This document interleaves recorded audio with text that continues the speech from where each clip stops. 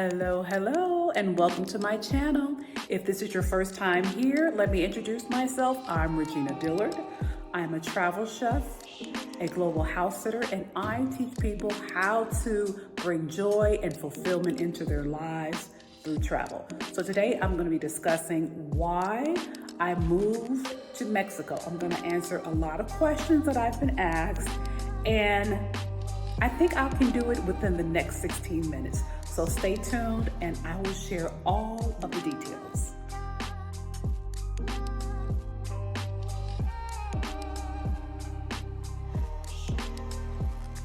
Hello, it's Regina. Okay, so I want to share with you why I moved to Mexico, why I chose the city that I'm in right now. So if you saw my LinkedIn article, you may have followed that link here because I really want to go more in depth about why I moved to Mexico. Okay, so here we go. It was about 5 years ago. I just became really disenchanted with the way things were going in my life. I felt Chicago was no longer my home. Well, that's the city that I'm closest to. I grew up in a small town outside of Chicago.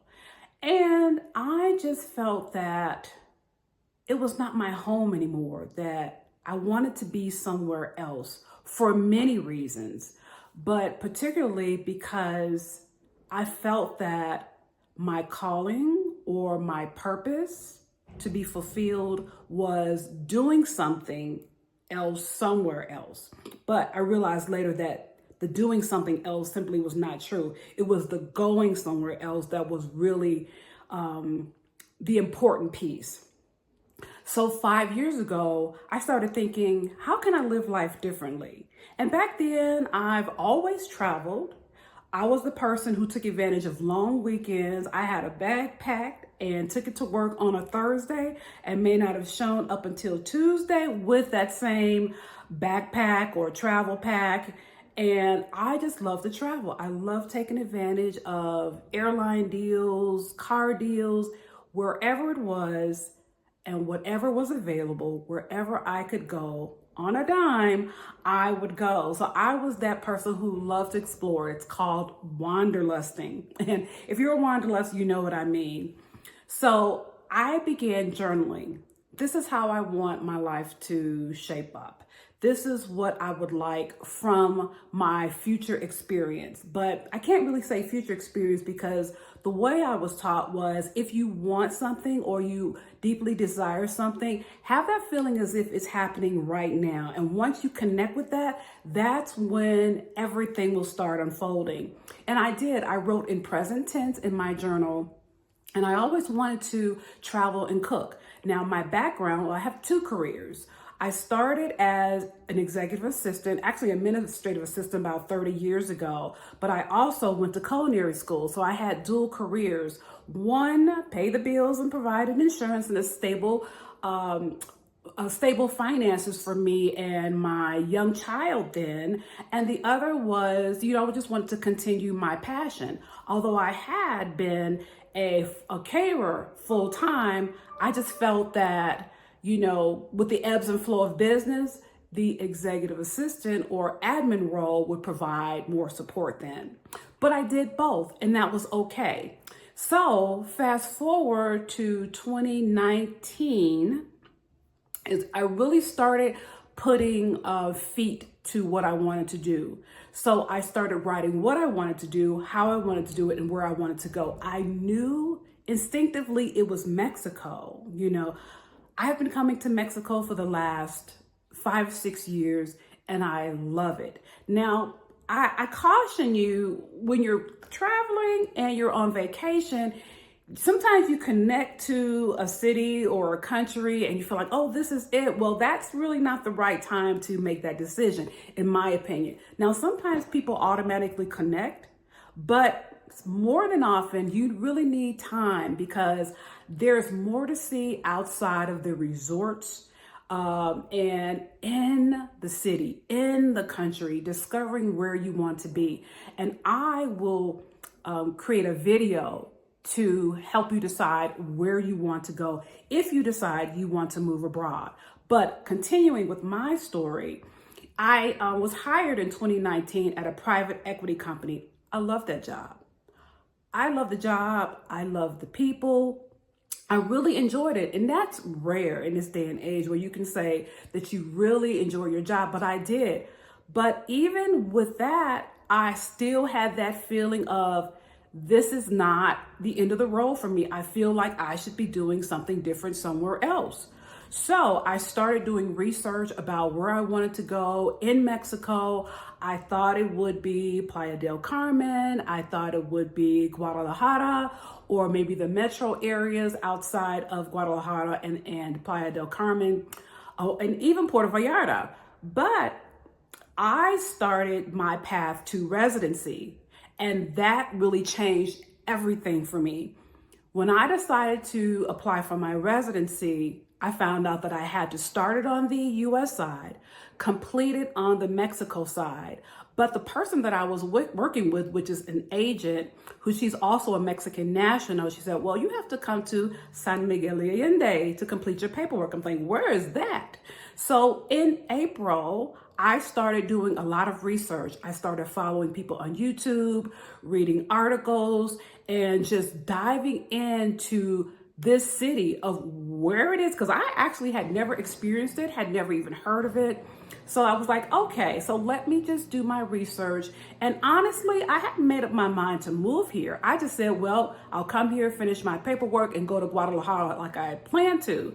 But things changed again. So fast forward to early this year, there was a shift on the corporate side, and my role was eliminated. So I kind of saw it coming the year before when the announcement was made that a new company was buying out my boutique private equity company.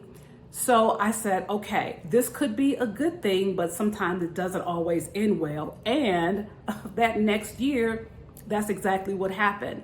I don't know why the decision was made, but my role was eliminated, and I was sad for about 2 minutes because I knew I would miss the people and the environment. But this opened up the door for me to explore other opportunities. Now, mind you, I still had a food service business in Chicago. I thought I was going to continue preparing vegan foods for my customers and working with a couple of local retailers and markets. And I actually had a deal that I had presented because I wanted to continue working with one particular retailer, and it just did not align. It fell through. Actually, I never even heard back from them. So I was a little, a little disappointed about that. But I was like, that's not the right path, because you would still be tethered here if you continued working in that capacity. You said you wanted to be somewhere else. You have already started this residency process. Don't make excuses to keep you here. Explore. You've been given this opportunity and this time to do it, so let's get it going. So I'll link a video or create a video of how I apply for my Mexican residency, because it's just too much to add to this video. So I'll be more than happy to give you some pointers and some tips on how I did, how I started on the US side and completed on the Mexico side. So once I set a date, I decided to sell everything, all of my earthly goods. The only thing I kept were my books and my artwork, which my son has graciously kept for me, and I'm just truly grateful to him. And I just started talking to a few people about where I wanted to go and what I wanted to do. And I'm kind of thinking they really never thought I'd do it, because I've been talking about it for the past 5 years, but I started saying, okay, this is happening.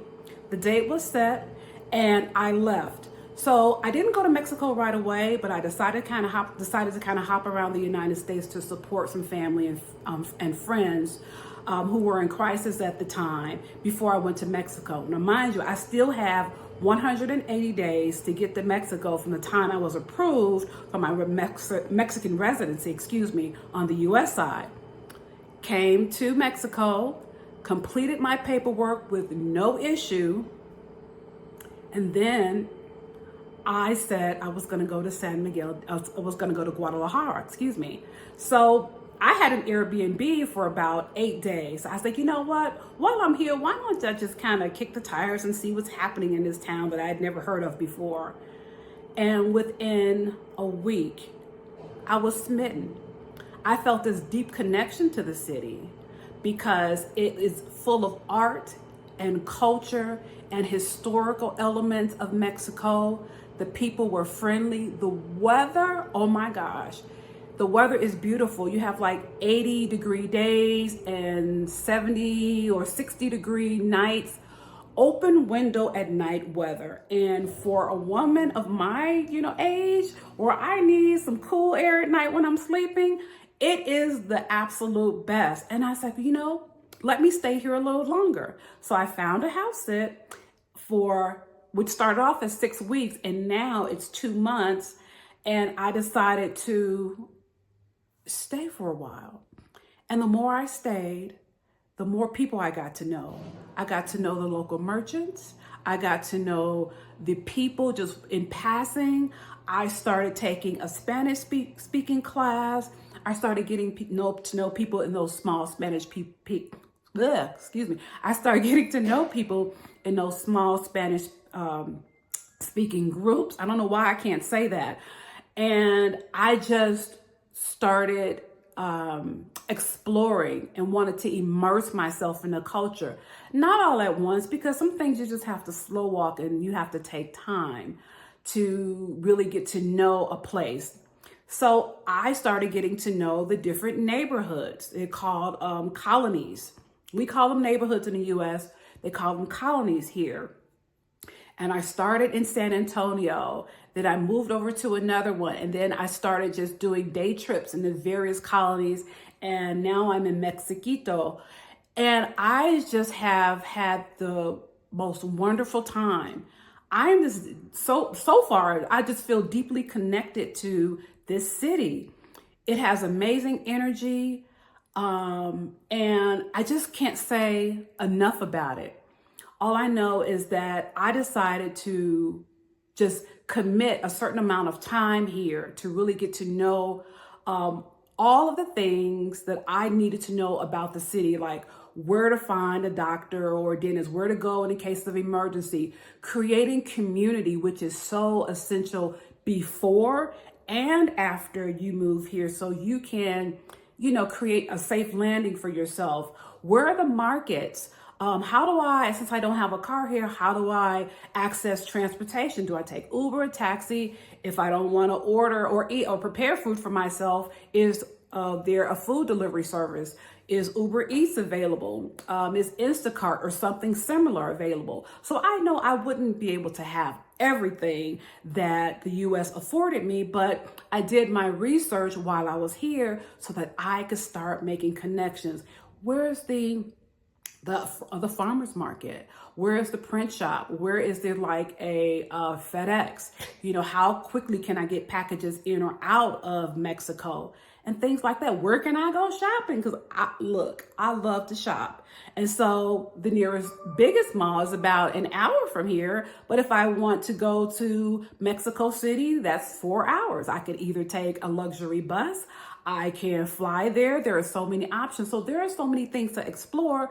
And you really have to find out what city calls to you and what state within Mexico calls to you. First, there are states, which are like territories, and then there are cities within those territories, and then there are colonies or neighborhoods within those cities. So you really have to decide what's right for you. And I decided San Miguel de Allende is just the most beautiful city, and it was like an offering to me of sorts. It's a mountainous area. It's a little higher elevation, which I wanted. I'm not a real beachy person. I like to go to the beach, but I don't want to live near the beach. It's a walkable city, which was important to me. Again, it checks all of the boxes. So these are the reasons that I chose San Miguel de Allende. And this is where I'll be for the interim. I don't know how long I'll be here. Maybe I'll explore another city down the line. But for right now, this is where I chose to be. I've met some wonderful people who look like me and a lot of people who don't. And so far, they've all been welcoming. I just started a Pilates class. Again, I have my language class. So it's important to immerse yourself in the community. And being an introvert like I am, that wasn't always easy. You know, I was really a homebody back in the States. But when you go somewhere new, that's the last thing you want to do, because the first thing you want to do is go back home, because you're not getting to know anyone. You're not really allowing yourself the opportunity to be one and become part of the city or the area that you're living in. So it forced me out. And as I got out, I started connecting with people, exchanging phone numbers, and it has been the best experience. So I'm going to cut this video short because I'm on my way to a market to meet the market director, because they are looking for someone who sells vegan products. What? Yes. So I'm excited about that. I will end with this. When you make a decision about what you want to do, where you want to go, you are intentional about it. Write it down, make it plain, envision it, connect with it. The world will start opening its doors to you. And that's what it did to me. So I'm not going to say it's been all rosy and peachy. There are ups and downs, it ebbs and flows. There are challenges that you have to overcome, because this is a different culture. So I'm not going to paint this rosy picture of it. And I'm going to be very real about my experiences as I create videos going forward. So that's it for today. If you have any questions, drop them down below. I will be happy to assist you.